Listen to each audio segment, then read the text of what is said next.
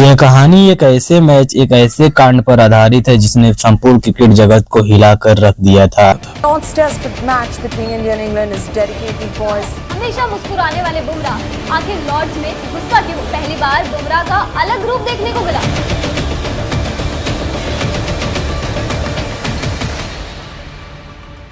अंग्रेजों को अपने घर में बुलाकर पहले टेस्ट फिर और अंत में टी20 सीरीज में पराजित करने के पश्चात अब बारी थी अंग्रेजों के घर में घुसकर खदेड़ने की। परंतु अंग्रेजों के घर पराजित कर पाना विश्व क्रिकेट में विश्व की किसी भी टीम के लिए आसान नहीं था, क्योंकि जो गेंदबाज अभी इंडियन कंडीशन में टीम इंडिया के सामने घुटने टेक रहे थे वही अंग्रेजी कंडीशन में इंडियन बल्लेबाजों के लिए महाकाल बनने वाले थे। सीरीज का पहले मैच में टीम इंडिया इंग्लैंड पर हावी नजर आ रही थी।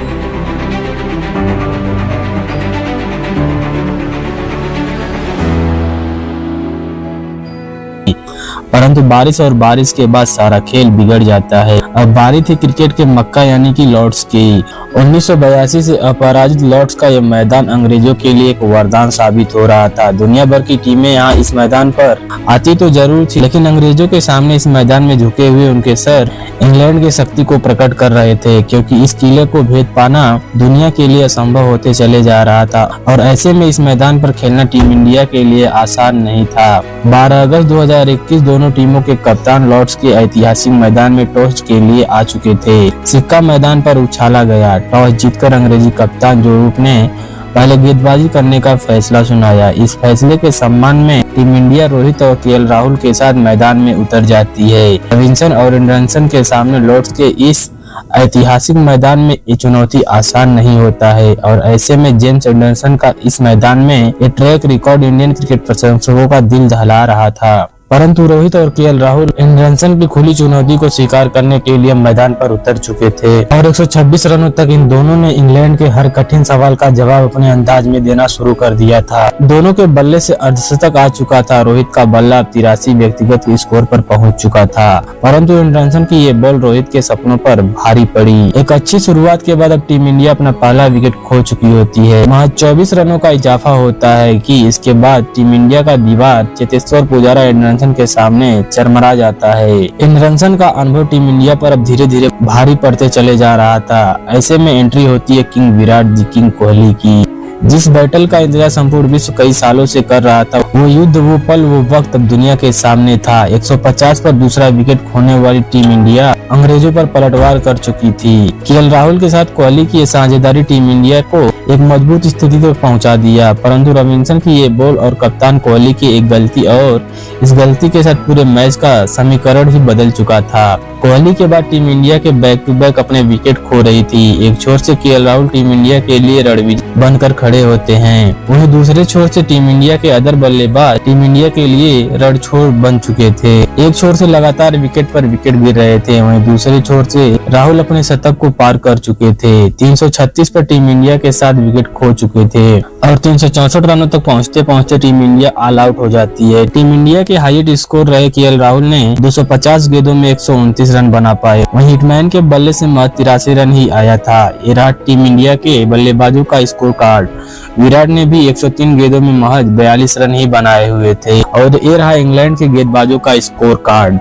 जेम्स एंडरसन ने 29 ओवर में महज 62 रन खर्च करके टीम इंडिया के 5 बल्लेबाजों का अपना शिकार बनाया हुआ था। वहीं कोहली ने 33 ओवर में 72 रन खर्च करके 2 विकेट भी लिए हुए थे। इंडियन बल्लेबाज लगभग अपना काम पूरा कर चुके थे। अब बारी थी इंडियन टेस्ट अटैक की। 364 के जवाब में इंग्लैंड ने महज 23 के स्कोर पर अपने 2 बल्लेबाजों को खो दिया। इंडिया के गेंदबाज अंग्रेजों पर आक्रमण कर चुके थे। इस आक्रमण के प्रतिरोध में अंग्रेजी कप्तान जो रूट अब मैदान में अपनी जड़ी जमा चुके थे। रूट ने वेल्स के साथ एक साझेदारी करने का फैसला किया। एक तरफ से रूट का बल्ला धीरे धीरे अपने शतक फिर 150 के पार पहुंच चुका था, वहीं दूसरे छोर से अंग्रेजी बल्लेबाजों का आत्मसमर्पण इंडियन गेंदबाजों के सामने लगातार जारी था। रूट ने महज 321 गेंदों में अकेले नॉट आउट 180 रन बनाए हुए थे। ये रहा अंग्रेजी बल्लेबाजों का स्कोर कार्ड। जॉनी बेस्टो ने 107 गेंदों में 57 रन बनाए। टीम इंडिया का स्कोर सबसे सफल गेंदबाज मोहम्मद सिराज रहे। सिराज ने 30 ओवर में 94 रन खर्च करके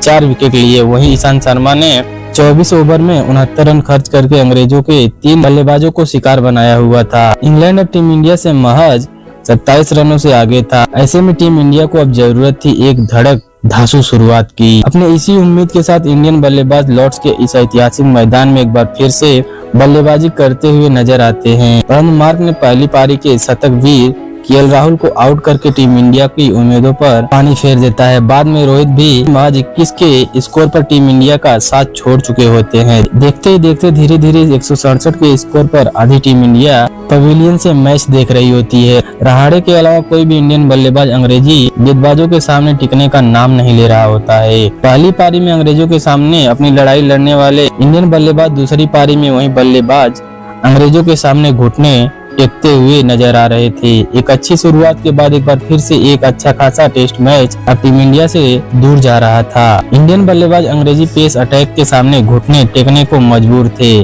परंतु 10वें विकेट के लिए इतिहास में कुछ ऐसा हुआ जो कभी भी नहीं हुआ था विश्व में। टीम इंडिया की आखिरी जोड़ी मैदान पर होती है। वैसे इनसे कोई उम्मीद तो नहीं थी, परंतु एंडरसन का ये बर्ताव इनके जहन में घाव कर चुका था और नतीजा अंग्रेजों का सबसे बेस्ट गेंदबाज इनके सामने पुतली गेंदबाजों की तरह गेंदबाजी कर रहा था। अंग्रेजों का ये ओवर कॉन्फिडेंस अब फ्रस्ट्रेशन में बदल चुका था। जो अंग्रेज टीम इंडिया के 9 विकेट जितना जल्दी गिरा चुके थे, वहीं अंग्रेज और टीम इंडिया के आखिरी विकेट के लिए घंटों से तड़प रहे होते हैं। उनके समझ में नहीं आ रहा था कि जसप्रीत और सूरज के इस जोड़ी को कैसे भेदा जाए। इस लड़ाई से एक बात तो खास हो चुकी थी कि ये नया भारत है। ये इस बार अंग्रेजों की गुलामी नहीं, अंग्रेजों पर राज करने वाला भारत है। और यहीं से शुरू होती है क्रिकेट जगत की एक सबसे रोमांचक राइवलरी। पहली पारी में 5 विकेट लेने वाला एंडरसन दूसरी पारी में मोहम्मद सिराज को आग दिखा रहा था और इसका नतीजा ये हुआ कि टीम इंडिया की ये दोनों गेंदबाज टीम इंडिया के ओपनर्स की तरह बल्लेबाजी करने लगे थे।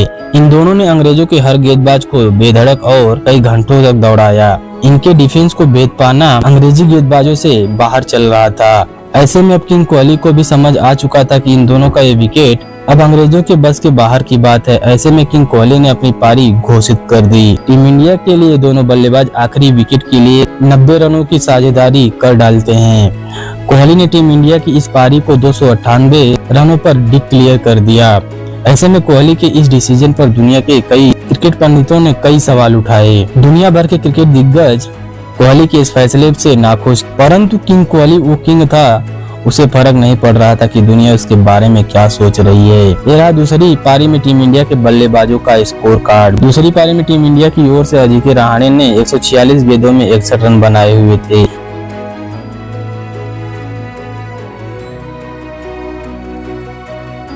ये रहा अंग्रेजी गेंदबाजों का लेखा जोखा। ऐसे में इंग्लैंड के सामने 272 रनों का एक शानदार लक्ष्य होता है। इस लक्ष्य का पीछा करने उतरा इंग्लैंड बिना खाता खोले ही अपने ओपनर्स को खो चुका होता है। बुमराह और शमी ने पहले बल्लेबाजी और अब गेंदबाजी से अंग्रेजों को परेशान करना प्रारंभ कर चुके होते हैं। शमी और बुमराह के इस संक्रमण से अंग्रेज अब पूरी तरह से भयभीत हो चुका था। जो लॉर्ड्स का मैदान उनका कभी घमंड हुआ करता था, लॉर्ड्स का वही मैदान अब उनका काल बन चुका होता है, क्योंकि इस मैदान पर अब टीम इंडिया के 2 शेर अपने अंदाज में दहाड़ रहे होते हैं। इन दोनों की स्विंग होती इन गेंदों के सामने अंग्रेजी बल्लेबाज नतमस्तक हो चुके थे। देखते ही देखते 67 के स्कोर तक आधी अंग्रेजी टीम पवेलियन की राह पकड़ चुकी थी। पिछले 2 मैचों में शतक बनाने वाला शतक वीर रूट इस पारी में इन दोनों के सामने कुछ खास कमाल नहीं कर सका। जो इंग्लैंड का भी इस मैच को जीतने के लिए मैदान में उतरता है, वही इंग्लैंड इंडियन पेस अटैक के सामने घुटने टेकने को मजबूर हो जाता है। शमी, सिराज, बुमराह ने मिलकर अंग्रेजों के 8 बल्लेबाजों को पवेलियन की राह पकड़ा दी। 120 के स्कोर तक पूरी इंग्लैंड की टीम ऑल आउट हो जाती है। टीम इंडिया एक टेस्ट मैच 151 रनों से जीत चुकी होती है। Behind India's historic win at Lord's. Tension on the field that really helped us and really motivated us to finish this game. Amongst the top 3 bowling performances that I've witnessed as Indian captain. This team is a bit special. India thoroughly deserved to be one up. India deserved it. They did enough to win. It's an outstanding bowling performance. Every one of them got a wicket.